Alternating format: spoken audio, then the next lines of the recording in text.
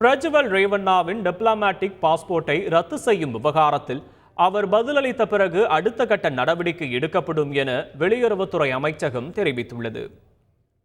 பாலியல் குற்றச்சாட்டுக்கு ஆளான மதசார்பற்ற ஜனதாதளம் எம்பி பிரஜ்வல் ரேவண்ணாவின் டிப்ளமேட்டிக் பாஸ்போர்ட்டை முடக்க வெளியுறவு அமைச்சகம் அவருக்கு ஏற்கனவே நோட்டீஸ் அனுப்பியுள்ளது.